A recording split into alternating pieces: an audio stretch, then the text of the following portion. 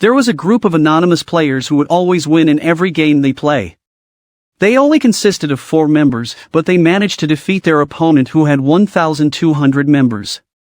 They were so good and their opponents even thought that they were not normal. Aside from that, they never once gave their group a name, so they were only known as blank. Others also speculated that they were cheating because it seemed impossible for them to defeat 1,200 opponents. But they did not know that only 2 people were controlling the 4 players who fought against them. These mysterious players were the siblings, Sora and Shiro. While playing, Shiro was only using her feet to control the mouse. A few hours later, while the 2 were in the middle of the game, Shiro suddenly fell asleep. Sora panicked and was forced to use his feet to control the other players. Fortunately, he was able to win the match. When Shiro woke up, they received an email from an unknown sender. They were surprised that the sender knew that they were siblings.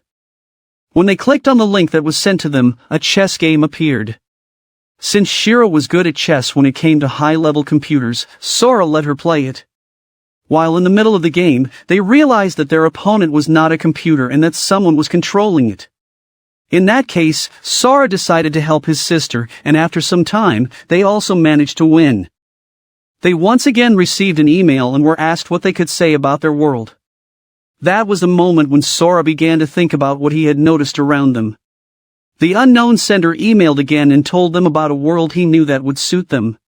When Sora replied, they suddenly fell into another world, and the answer to the question appeared to them. This person introduced himself by the name Tet, and said that he was the god of the world they were going to. In that world, there were 10 commandments that they must obey. Tet told them all of it, and one of them was to bring the misunderstanding between the 2 sides into a game. When they fell to the ground, Tet told them the 10th commandment before he suddenly disappeared. After a while, they saw 3 men and they played with them. Since they defeated them, Sora asked for other information about the world that they were in. Then the siblings left immediately and continued walking. After a few hours of travel, they arrived at the kingdom of Elchea. They looked for a tavern where they could stay, and when they found one, they encountered 2 women playing a card game. They found out that there was a current gambling tournament in the kingdom to determine who would rule the throne. The previous king wanted that the next heir to the throne must be the best at gambling. For this reason, the king's granddaughter, named Stephanie, was forced to learn how to gamble in her desire to be the queen of the kingdom. When Sora noticed the gold that the woman placed on the table, he challenged her to a game. At first, the woman did not want to play with him, but Sora annoyed her. That's why she was forced to play with him. She thought that she would be able to trick the siblings in the game, but the 2 immediately noticed what she was doing. She was complacent that she had won, but when Sora showed his cards, she was surprised. The woman was dumbfounded and could not explain how it happened. The 2 got their prize and were able to pay for their lodging. After they paid at the counter, they noticed Stephanie's pitiful face because she was about to lose in the game. When Sora saw the cards of her opponent, named Kurami, they knew that she was cheating. But they could not determine how Kurami did it, and when Sora looked around, he noticed a suspicious woman. So he told Stephanie that her opponent was cheating in the game.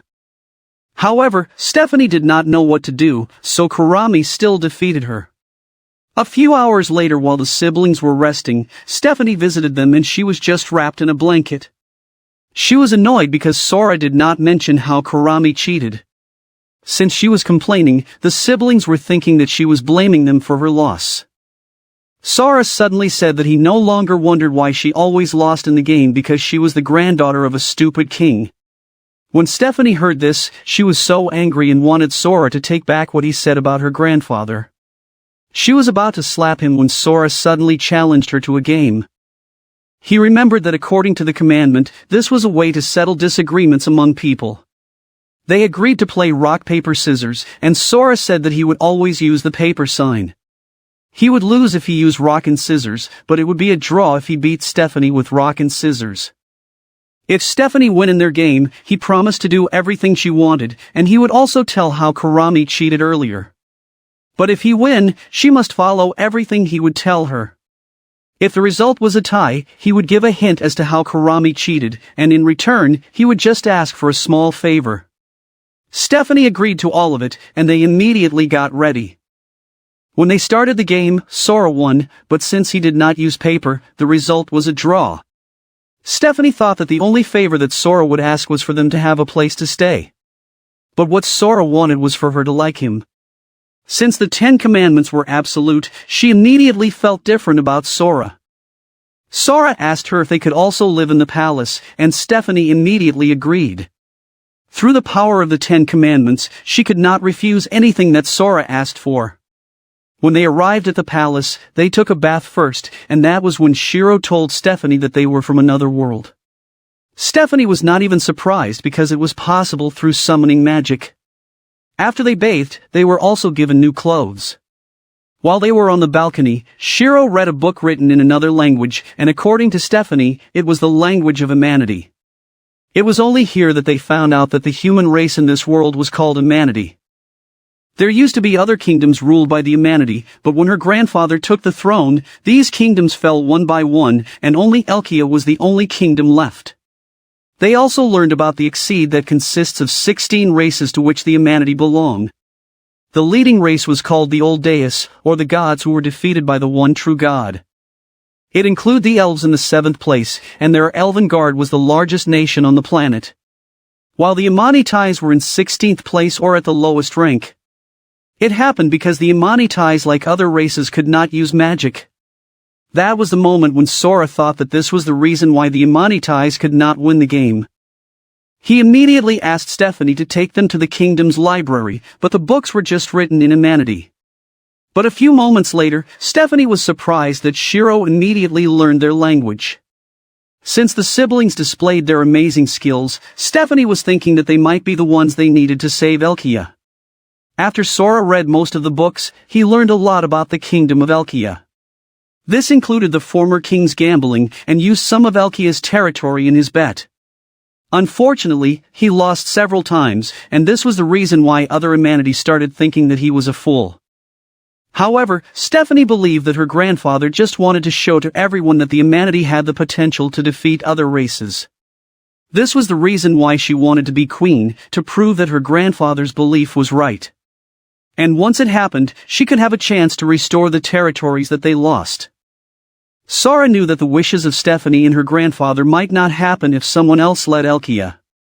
That day, Kurami was scheduled to be crowned as a queen because no one in the kingdom could defeat her. She came to Stephanie to return the dress that she won when they played. But Sora took it and gave it back to Kurami because it still belonged to her. After Kurami left, Sora told Stephanie that they were going to prove that her grandfather's belief was correct. Interestingly, Sora's next goal was to take the throne as king of Elchea. When Kurami was about to be crowned, he opposed it and challenged Kurami to a game. In order to make Kurami agree to this, he revealed her collusion with an elf who possibly helping her to win the games through cheating. For this reason, Kurami was forced to accept Sora's challenge, but Sora wanted that if they were to play with cards, she should not be with her accomplice elf, named Fiel. Kurami immediately denied that she knew the elf, and said that Sora just used Fiel to frame her. To avoid being suspected, she sent Fiel away as well. Then they agreed on when and where they would play. Since Sora challenged her, Kurami had the right to choose the type of game and where to do it. After their agreement, Sora told Stephanie his suspicion why an elf was helping Kurami. He said that it might be to conquer the whole Elchea and expand their territory even more. After a while, Kurami came to talk to them. She admitted that she was conspiring with the elves, but she was only doing it for the sake of humanity. She added that if they would be under the leadership of elves, they might be given protection from other races. So she wanted Sora to withdraw from their fight, and she promised that she would not let herself be controlled by the elves. However, the siblings had no intention of withdrawing from the fight. After hearing this decision, Kurami could do nothing but bring them to the venue of their game.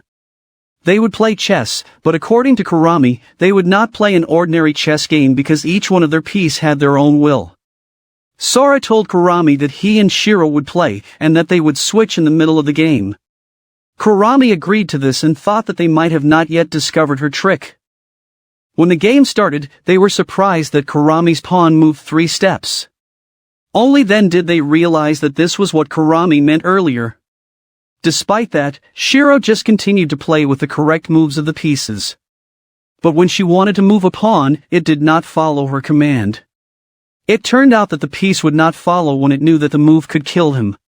Kurami took advantage of this until Shiro could not think of any move. She apologized to her brother, and that was when Sora replaced her sister. Sora took the attention of their pieces to give them motivation to fight. The chess pieces followed him and his strategy became successful, while Kurami was surprised by what she saw. She also did not expect that Sora would know that she was using elf magic to raise the morale of her pieces. In this situation, she was forced to use her king. With this, she was able to use the brainwashing magic. Sora immediately commanded his chess pieces to move back after he noticed this.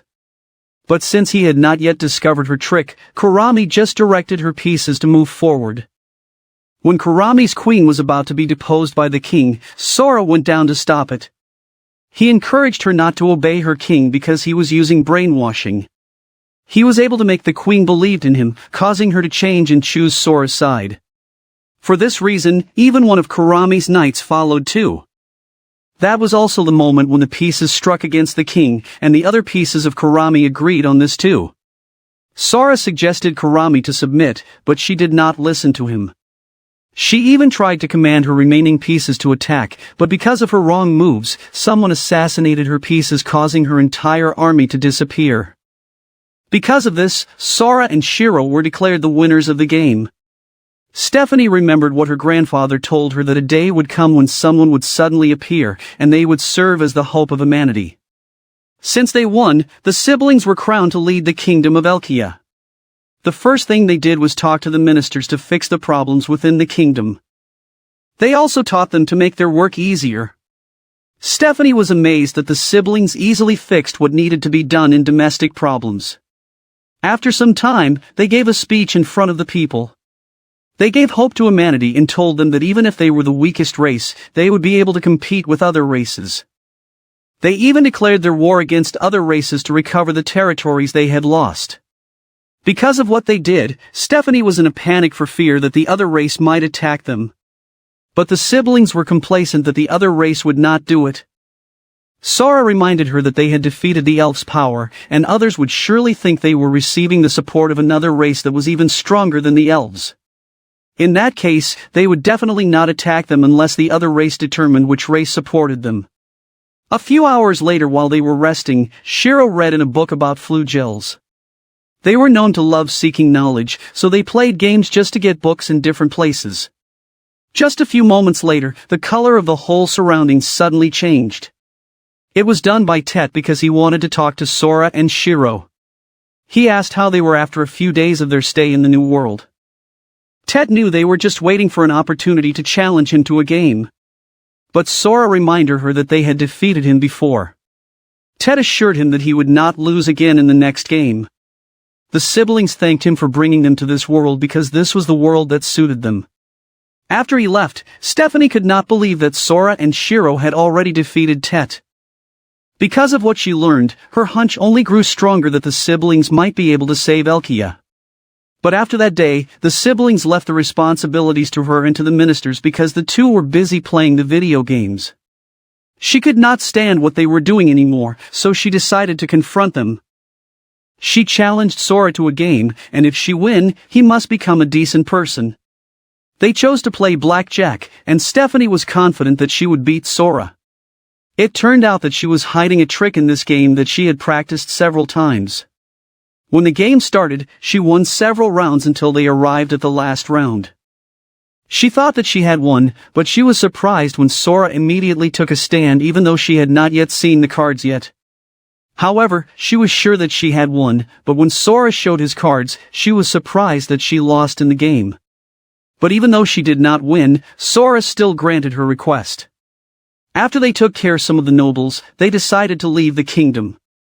Then they carried out their punishment to Stephanie after her defeat earlier, and she would serve as a dog for that day. When they were outside, Sora found out that Stephanie had a resemblance to war beasts. He immediately looked at the information about the war beasts that was in the 14th rank. He knew that there were many beautiful girls in that territory, so he decided that they would conquer them too. After their walk, Stephanie challenged Sora repeatedly, but she always lost in the games. Until the cover to her body ran out, but she still asked to play for another game. She told him that they would predict how many seconds it would take before the two birds fly. Stephanie's guess was 30 seconds, but Sora said that it would fly after 3 seconds, then he threw stone at the birds. Since Stephanie did not set any rules, she could not do anything but accept her defeat. She could not understand why she could not win no matter what she do. So Sora told her that luck does not exist in their world. Because even before the game started, someone was destined as the winner. He gave Stephanie examples of why he said that. And this was the reason why animecaps always lose. If they try to conquer the animal kingdom or the Eastern Federation, the problem was the lack of information about this race as well as their weakness. They tried to find information, but they could not find anything. It was the moment when Stephanie realized that since the sibling had sat on the throne, they had been busy looking for information. Just a few moments later, the color of the whole surroundings suddenly changed. It was because of the Avantheim that belonged to the race of Phantasma, and the one that was in the second position among the Exceeds. When Stephanie found out that they were looking for a flugel, she said that she knew of one near them. It could be found in the National Elchea Library because this person already owned the library after defeating her grandfather. Sora did not expect that they could find the only weapon of humanity, so they immediately went to challenge the flugel to try to take back the library. When they entered the library, the flugel appeared to them and introduced herself as Jibril. Sora did not hesitate and immediately told her why he wanted to see her. Jibril knew that he meant to challenge her to a game. When she asked what he would bet on the game, he said that he would bet over 40,000 books from other worlds. Jibril was so excited about it because it was so many, and it was only here that she found out that the challenger was from another world. At first, she did not believe what Sora was saying, but when he showed her a language that she did not know, she immediately became interested in Sora's tablet. However, she said that she needed to check their body if they were indeed from another world. After examining their body, she found no spirits inside, and it just meant that they were not identified as being in their world. Therefore she concluded that they were like unknown, and it was a proof that they were not from there. Jibril did not hesitate to accept Sora's challenge, and she wanted to bet everything she had. While they were heading to where they would play, Jibril told them about their game. It was a materialization word chain. The words that they say would appear if it was not found there, and the opposite would happen if it was already in the library. When they started, Sora mentioned the hydrogen bomb, so Jibril immediately mentioned the Kulians, which was a highest-level sealing spell to contain the explosion. Sora then mentioned the spirit circuits, causing it to disappear from Jibril's body and all around the world. Their game continued until they reached the beach. That was when Sora had the opportunity to mention the ladies' clothes, so the girls lost their cover. As time passed, they had moved places for several times. After a while, both Sora and Shiro stood up and ran after mentioning the lithosphere. Because of this, the outer part of the planet disappeared, and that was when Jibril realized why Sora removed the spirit circuits earlier. She mentioned Eos Luma, which Sora followed with oxygen. When she mentioned the nodes, Sora mentioned the sepia, so Jibril immediately mentioned the air.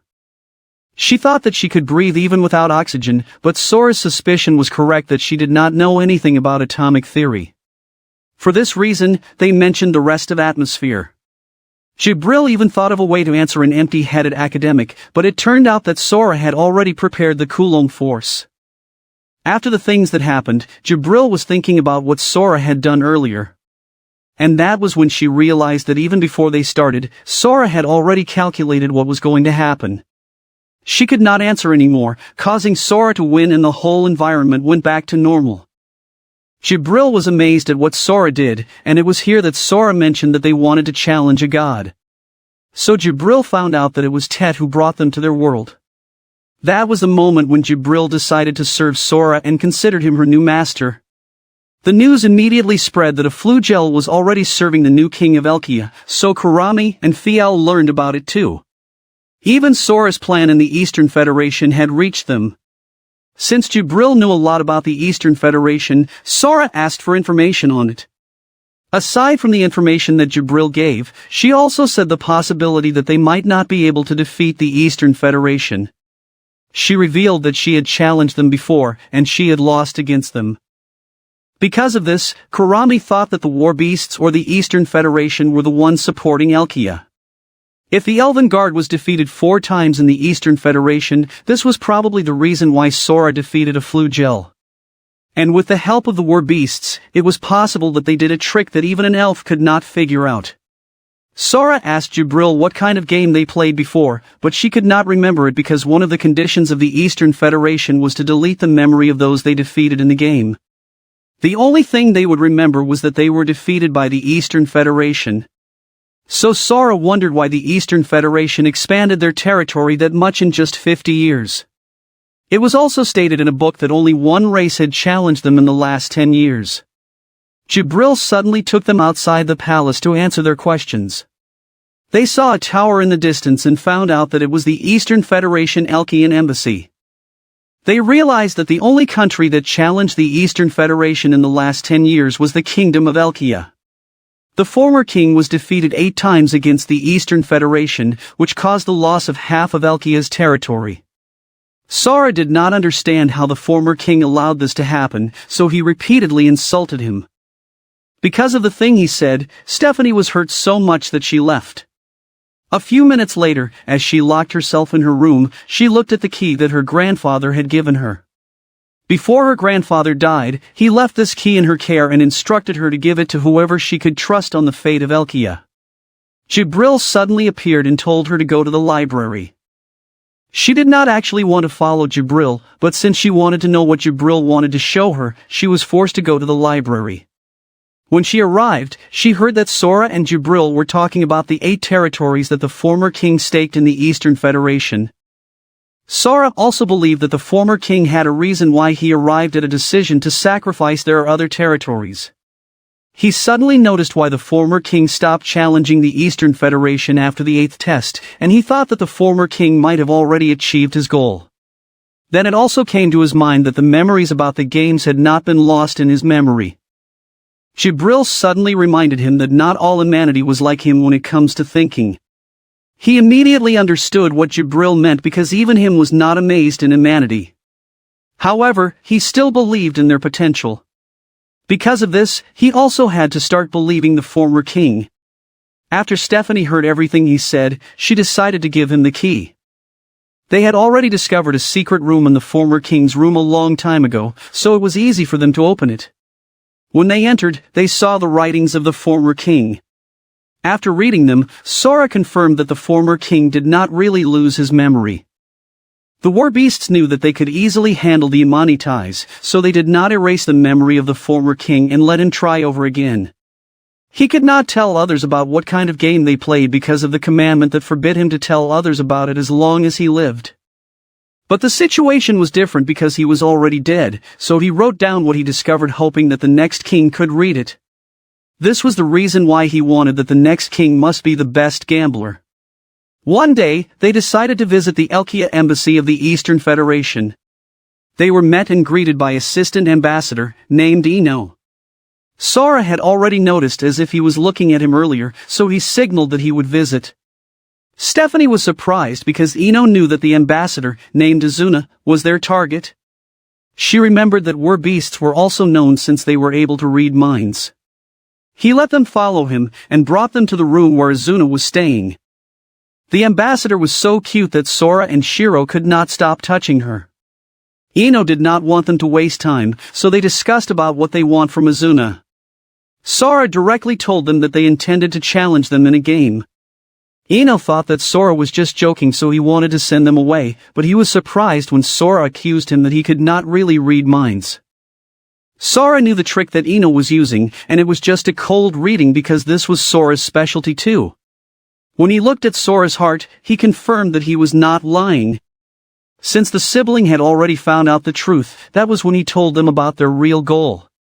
It was to challenge them in the game where their respective countries were at stake. Sora also revealed what kind of game the Eastern Federation was using, and it was a video game. Since someone like Jibril did not know anything about this game, the Eastern Federation thought they were the only Exceed who had a video game. This was one of the reasons why they deleted the memory of those they had played, so that their video game remained a secret. Within the video game where they were the game master, they could cheat freely and their teammates would surely not know it. They just pretended that they could read minds of other races, so they would not be suspected anymore. The truth was that they only knew when the person they were talking to was lying, however, they could not really read minds. Ino immediately thought that it was because of the former king why Sora knew all their secret. And since the former king was dead, the oath he had sworn in the commandment would no longer be needed. After Sora's revelations, he also knew what was in Ino's mind, and it was to run away from them. For him not to do it, Sora also bet the welfare of every humanity being in the whole world. If they lose, humanity would no longer have the right to be included in the Exceed, and they would no longer be protected by the commandments. If this happened, it was as if they had been sentenced to death. Since Sora bet the welfare of every humanity, the people also had the right to watch the game. Although Azuna could not understand what Sora was saying, she knew that he was being challenged to a fight. She assured that she would not be defeated, but Sora's group was complacent that she would lose because the blank had never been defeated. Because of what Sora did, many people gathered outside the palace to complain to him. While he and Shiro were playing, he felt that what he had been waiting for had arrived. He knew its purpose and he did not back down. He told Shiro that he trusted her a lot, and said that he would just take the last thing they needed to defeat the Eastern Federation. After that, he turned his back on Shiro, and that was when he suddenly disappeared. When Shiro woke up, Sora was gone, and she was very scared because he was not used to not having her older brother by her side. What surprised her was when Stephanie no longer remembered Sora, and her brother was no longer in her contact list. She tried to go to where they used to sleep, but Sora was not there either. Even Jibril could not remember Sora, and she was being considered as her master. She also asked about all the things her brother had done, but Jibril still answered that it was her who did all of it. When Stephanie came, they thought that Shiro might have lost a game to someone which they did not know, and in return, something was changed in her memory. Jibril decided to play with her, and she would bet her false memories. While they are in the middle of the game, Shiro seemed to believe that Sora was only a false memory. But Sora suddenly grabbed her hand and said the word blank. For this reason, she remembered that the blank would never be defeated, causing her to be reminded not to let herself lose in the game. She had full confidence that Sora was real until Stephanie believed her too. Then she asked them what they did previously. When Stephanie mentioned what she did, Shiro showed the calendar to her because it happened the other day and not yesterday. That was when they realized that they could no longer remember what they did yesterday. So they started to think why they lost their memory for 1.5 days, and Shiro thought that it might be because of the game. After a while, Shiro suddenly heard Sora's voice. He listened to him carefully and tried to remember the last words he told her. When she remembered it, that was when she pieced together the meaning of what her older brother had said. It turned out that Kurami was currently playing with Sora, and it had come to the point where he had erased himself in the middle of the game. Stephanie thought that Sora might have lost in the game, but Shiro believed that this was not the case and that the game might still be going on. She begged Jibril to feel the whole room if she could detect any magic.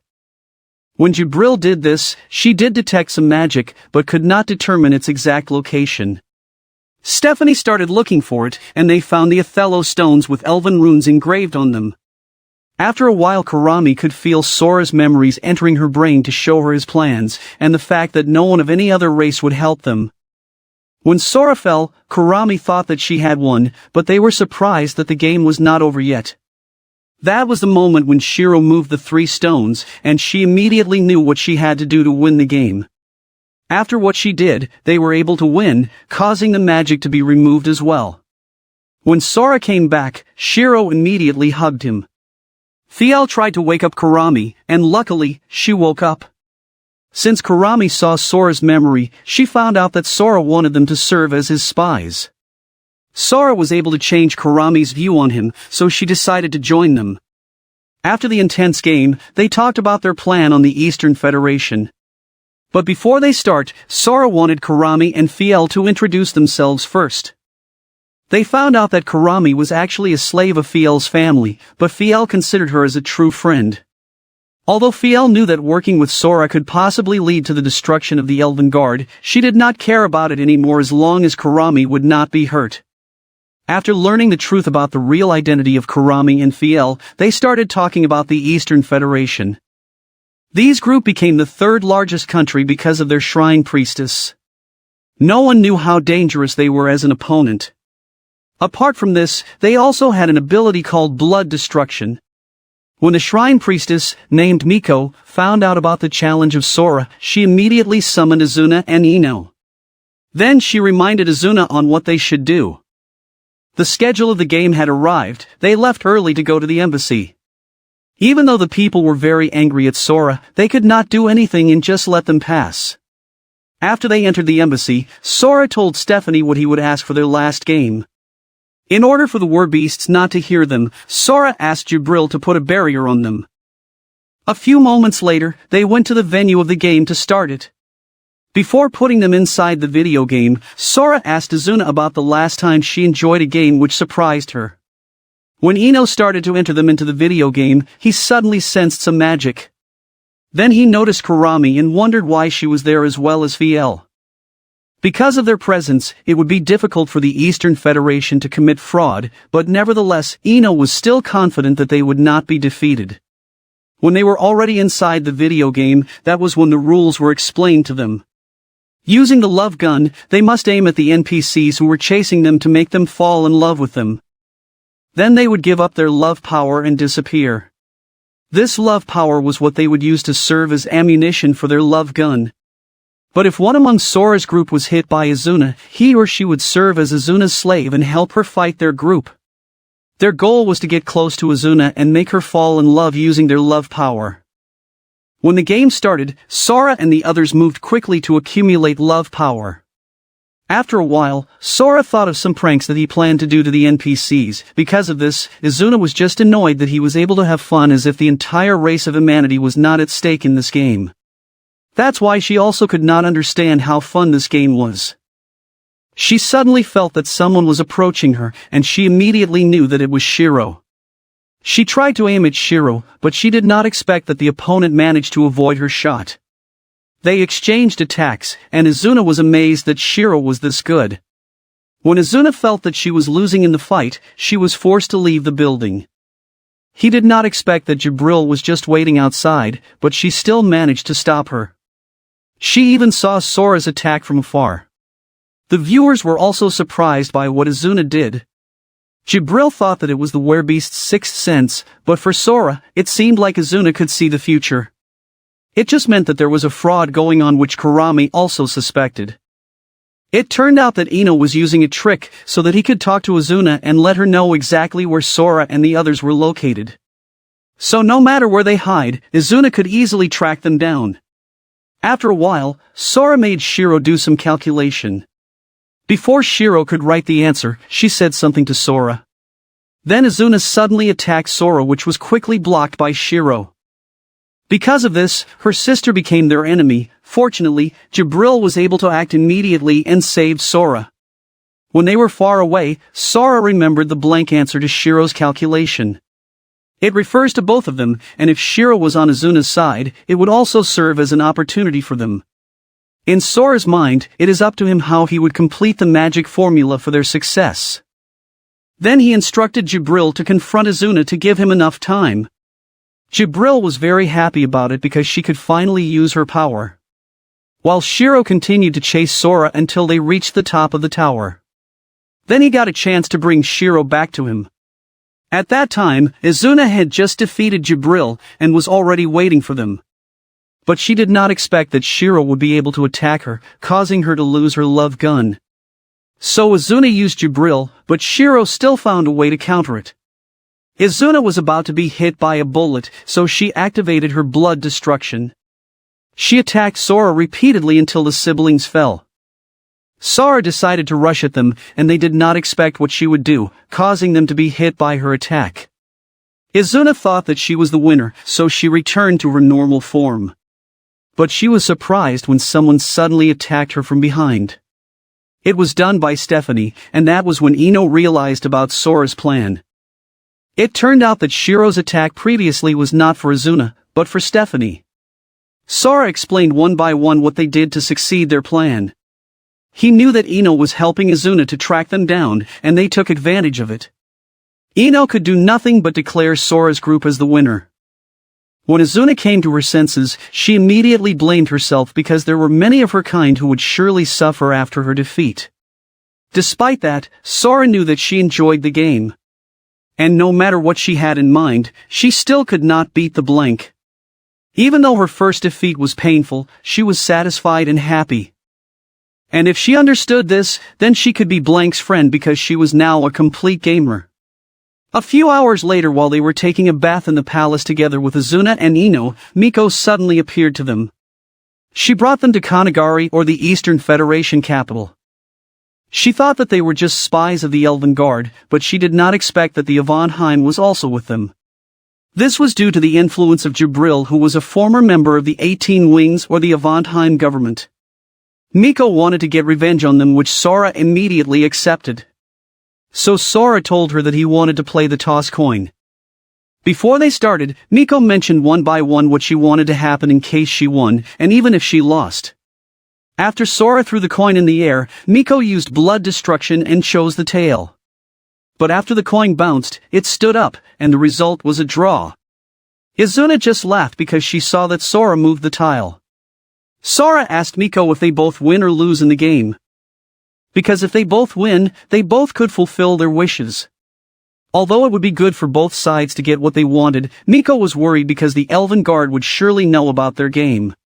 Sora said that this would not happen because Fiel would give a different information to the Elven Guard about the game after Kurami changed her memory with the commandments. It was only here that Stephanie realized the reason why Sora fought against Kurami. So even if the Elven Guard attacked, it would be impossible for them to defeat them. Instead, they would have the opportunity to conquer the elves. Because of what Sora said, Miko decided that both of them were the winners. While they were watching the sunlight, Sora revealed their real goal, and it was to defeat Tet, or the one true god. Before they go on separate ways, Sora and Shiro wanted to see something. Since Miko was a shrine priestess, they knew that she was hiding something. Miko did not hesitate to show it to them, and it turned out to be an old deus, or the leading race among the Exceeds. This is the end of the last episode of No Game No Life Season 1. I hope you like it, and give it a thumbs up. Please subscribe to my channel so you won't miss newly uploaded videos. Thank you for watching.